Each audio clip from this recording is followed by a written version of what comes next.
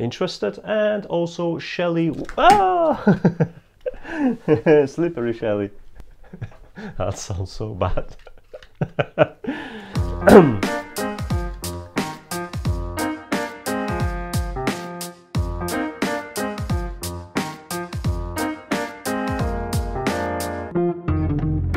Hey guys, today I've got something exciting. I know this probably doesn't look too exciting. This is a wall switch, but there is something cool about this particular one. Now, I've talked about wall switches before. This is Sonoff Mini in here, and I've talked about this particular device in this video there. And also there was another one, which is a Shelly One device, and I also talked about this in a separate video that you can watch in here. Those two devices have one thing in common. They are Wi-Fi based, which means you're either limited to the apps, either it's a Shelly app or eWeLink app, or you have to flash the custom firmware in order to control it the way you want, which is often problematic and maybe not a lengthy process, but it's not something you want to go through every time. So this is Zemismart ZigBee 2-gang smart switch. And the most exciting part of those Z's in there is ZigBee, because it makes it compatible with different ecosystems without actually going into the firmware and messing with the hardware. That's brilliant. So by default, this aims at SmartThings or Tuya. I've reviewed Tuya ZigBee kit in here, so you would probably have to have a ZigBee hub of some sort. But you don't have to go for Tuya. You can also pick a ZigBee to MQTT compatible debugger like the one I use, which is CC2531 right now. So before I'm gonna connect that with Node-RED, I'm just going to take a closer look and tell you more about this device in particular, what to pay attention for, and how does it work. In front there are two buttons to toggle the relays individually, and at the back you will see that the connections for neutral and live wires. The two gangs controllers and the switch controllers that actually use 3.3 volt logic, so make sure you don't connect the mains in here, otherwise you're gonna destroy the switch.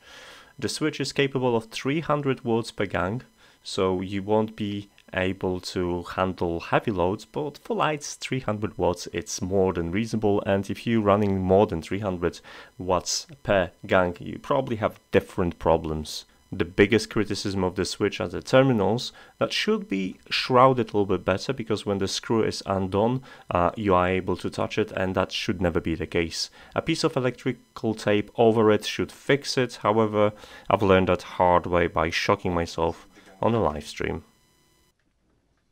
Ow!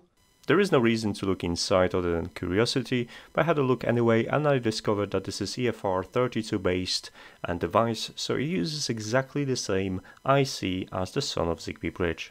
Changes to the switch, whether made from the wall switch or direct buttons, are instantaneous and recorded in an app correctly. That's all good. Linking with the Tuya app is very simple. Just hold the two buttons for 10 seconds, the device will go into pairing mode, and after a couple of moments you're gonna see it in the nearby devices in a Tuya app.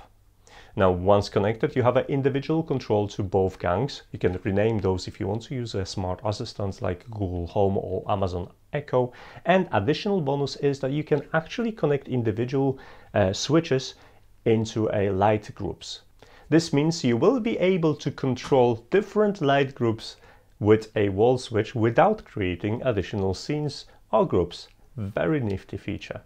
Because this device it's EFR32 based, and more devices are cross-compatible between Tuya and eWeLink app, I had a suspicion that it might actually work with Sonoff ZigBee bridge. If you want to know more about Sonoff ZigBee bridge, yep, that's the video for you. And to my surprise, I was able to pair those things without any problems. The device was recognized correctly, however the controls were finicky.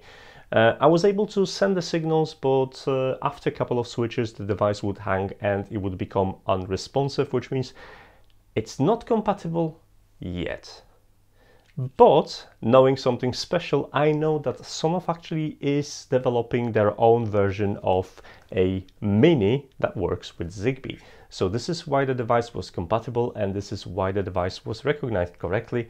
This is something that is already in my mail, so you should see the video about that soon. Using this switch in Node-RED wasn't difficult, however I did have to add the device to the list of supported devices. I have a video explaining how it works in here, and also there is a live stream of me doing it live if you want to learn how to add new devices to supported libraries. Strongly recommend that. But if you just want to add this and start playing, then head to the description of this video. You'll find the write-up and exact JSON file to paste. It's gonna make your life simpler. Pairing with CC2531 was super simple, there were no problems at all. However, the device isn't supported by default, which means I had to go and edit device's GS files and add this device in order to be supported. Then when in Node-RED, I've simply used the default topic with the device name and parsed JSON object to receive updates about the information state. As you can see, I've named them to state left and state right, which would respond with messages on change, and I've submitted that to payload. I can also query this by submitting empty state payload to a topic ending with /get. So let's give it a go. There you have it, I have a state updated. Now in order to control it, I've created a couple of nodes that you have to submit. Now to control this, you have to submit the payload to this particular topic, which is left and set for the left switch and right set for the right switch. And what you have to do is just the payload, which is formatted this way. So let's give it a go. And as you can see, if you want to toggle the second one off or on, you can do so as well, and it's exactly the same way of submitting it. So you have to remember to make sure both the payload and the topic has been set correctly in order to change different gangs in that switch. As you can see, the device works great, and the only real issue is with the terminals that should be secured slightly better just in case. Now I'd like to thank Zemismart for sending me these so I could take a look at them if you're interested. In the description of this video you're going to find a link where you can buy these, so go ahead and use that if you like what you see.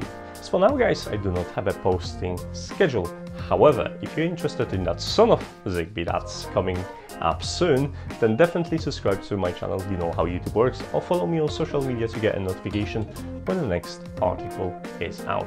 As for now guys, thanks so much for watching, and I'll see you in the next video. Take care, bye.